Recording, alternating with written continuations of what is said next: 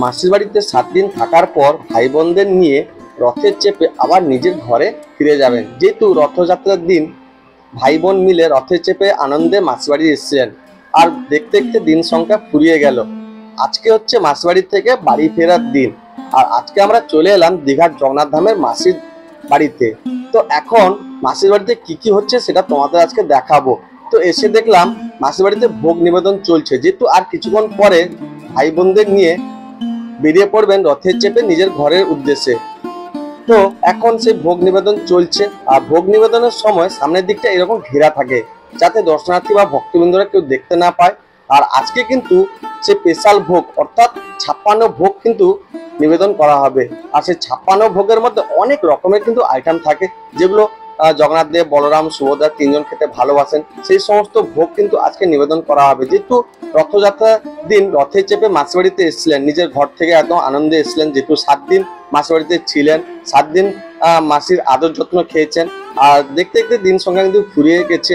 আর আজকে কিন্তু সেই বাড়ি ফেরার পর্ব, যেহেতু আর কিছুক্ষণের মধ্যে মাসির বাড়ি থেকে রথে চেপে নিজের ঘরে অর্থাৎ মন্দিরে ফিরবেন।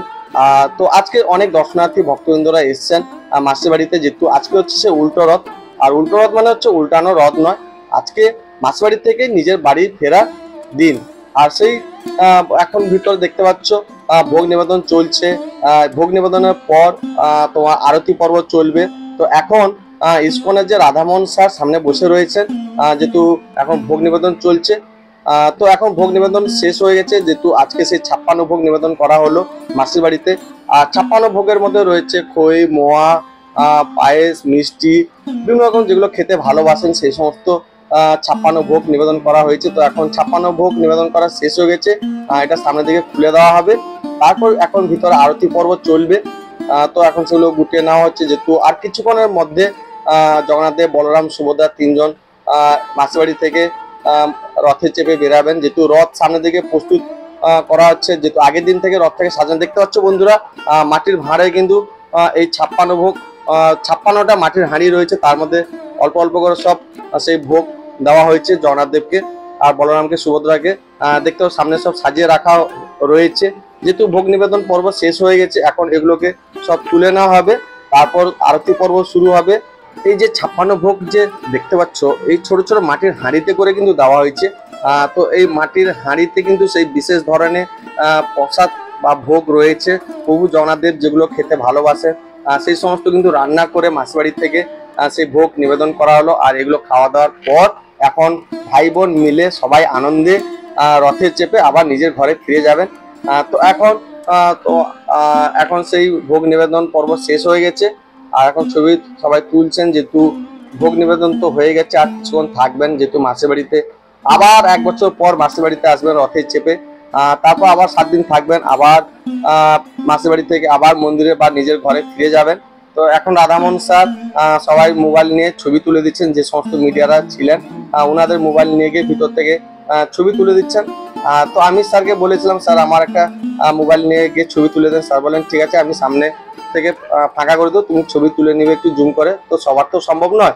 তো এখন যেহেতু আবার আরতি পর্ব শুরু হয়ে যাবে একটু পরে, তো এখন ছবি তোলা যে সমস্ত মিডিয়ারা ছিল তারা সব ছবি তুলছে। আর মাসির বাড়িটা কিন্তু খুব সুন্দরভাবে সাজানো হয়েছে।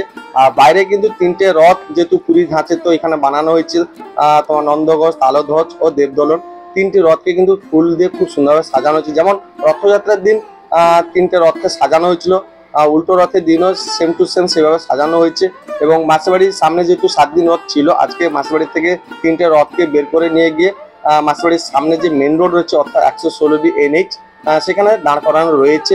আর মাসির বাড়ি থেকে দীঘা জগন্নাথ ধামের দূরত্ব মাত্র 1 কিমি। তো এখন ভিতর থেকে সব জিনিসপত্র বের করে নিয়ে যাওয়া হচ্ছে রথের উদ্দেশ্যে, যেহেতু রথে সেখানে কিছু পুজো পাঠ হবে, পুজো অর্চনা রয়েছে সেখানে।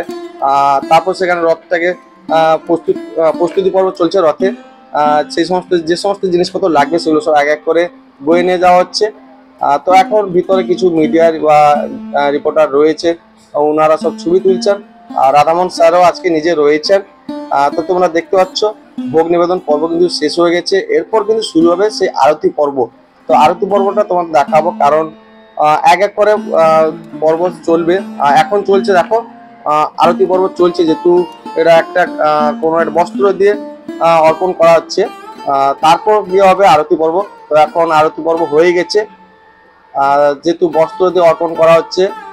তারপর এখন আরতি এই যে স্যার নিয়ে এসছেন, রাধামোহন স্যার নিজে নিয়ে এসছেন। তো এখন সবাইকে সেই তোমার আরতি শিক্ষা দেবেন। তো আমিও একটু হাত বাড়িয়ে নিয়ে নিয়েছি। তো এটা খুব সৌভাগ্যের ব্যাপার, যেহেতু আজকে এসে আমি পেলাম। তো সবাইকে নিজের হাতে দিয়ে দিচ্ছেন, দেখতে পাচ্ছ বন্ধুরা। খুব আনন্দ সহকারে আমি যে দুবার নিয়েছি, কিন্তু সবাই কিন্তু হাত বাড়িয়ে নিচ্ছে। যারা হয়তো নিজের হাতে নিতে পারছে না, ওনাদের উদ্দেশ্যে তিনি নিজের হাতে সেই আরতির প্রদীপ শিখা সবার মঙ্গলের উদ্দেশ্যে তিনি নিজের হাতে সবাইকে দিচ্ছেন। তো সবাই হাত বাড়িয়ে নিচ্ছে, আমিও দুবার নিয়ে নিলাম। তো এরপর শুরু হবে সেই ময়ূর পালক দিয়ে পাখা বাতাস করা। তো সবাই কিন্তু এই দৃশ্যটার ছবি তুলছে। খুব মানে একটা খুব দারুণ জিনিস এটা, মানে সবার ভাগ্যে জোটে না। তো আজকে আমার ভাগ্যে যেহেতু জুটেছে, যেহেতু আজকে আমি একটু বেলাবেলি এসেছিলাম, সামনের দিকে চলে এসেছিলাম, যেহেতু প্রচুরই ভিড় হয়েছিল মাসিবাড়ির সামনে, কারণ অনেক দর্শনার্থী আজকে এসেছেন রথযাত্রার দিন যেমন এসেছিলেন। তো এখন দেখতে পাচ্ছ ভিতরে কিন্তু এক এক করে পর্ব সব চলছে। অনেকে যারা রয়েছেন ইসকনের যে সমস্ত ভক্তবৃন্দরা, ওনারা সব প্রণাম করছেন, যেহেতু আর কিছুক্ষণ পর প্রভু জগন্নাথ দেব, বলরাম, সুভদ্রা তিনজন মাসিবাড়ি ছেড়ে নিজের ঘরে ফিরে যাবেন। তো ওইখানে ভিতরে পুজো পাঠ চলছে। আর এদিকে আমাদের আরতি পর্ব শেষ হয়ে গেছে, ভোগ নিবেদন তো শেষ হয়ে গেছে। সবাই কিন্তু এক এক করে প্রণাম করছেন। তো একটু তোমাদের ভিতর থেকে জুম করে দেখাবো। দেখো বন্ধুরা, ময়ূর পালক দিয়ে কিন্তু বাতাস করা চলছে ভিতরে। তো এটা পর্ব শেষ হয়ে গেলে তারপর দরজা বন্ধ করে ভিতরে সেই প্রস্তুতি পর্ব শুরু হবে। আর যে সমস্ত ভোগগুলো নিবেদন করা হয়েছিল, অর্থাৎ 56 যে ভোগ নিবেদন করা হয়েছিল, সেগুলো সব তুলে নেওয়া হবে। তারপর প্রভু জগন্নাথ দেব, বলরাম, সুভদ্রা তিনজনকে বের করে নিয়ে গিয়ে রথে বসানো হবে। তারপর রথ টানা হবে। আর রথ টানতে টানতে সেই জগন্নাথ ধাম বা জগন্নাথ মন্দিরে প্রধান ফটক যে রয়েছে সেখানে নিয়ে যাওয়া হবে। সেখান থেকে দেখো বন্ধুরা, দেখো এই যে ময়ূর পালক দিয়ে বাতাস করা হচ্ছে। এটা তোমার ময়ূর পালকের পাখা। তো এটা দিয়ে বাতাস করা হচ্ছে তিনজনকে, ভাই বোনদের। তো প্রথমত আরতি পর্ব হয়ে গেছে, তারপর তোমার ফুল দিয়ে অর্পণ করা হবে, বস্ত্র দিয়ে। তারপর এই যে ময়ূর পালক দিয়ে এখন বাতাস করা হচ্ছে। তো এক এক করে যে সমস্ত রীতিনীতি রয়েছে মাসিবাড়িতে, সেই সমস্ত পালন করা হবে। পালন করার পর এখন বেরিয়ে পড়বেন রথের উদ্দেশ্যে, যেহেতু আর কয়েক ঘন্টা বাকি। তারপর কিন্তু ভাই বোনদের নিয়ে বেরিয়ে যাবেন আবার আগের বছর রথের যাত্রায়, রথে চেপে আবার আসবেন মাসিবাড়িতে।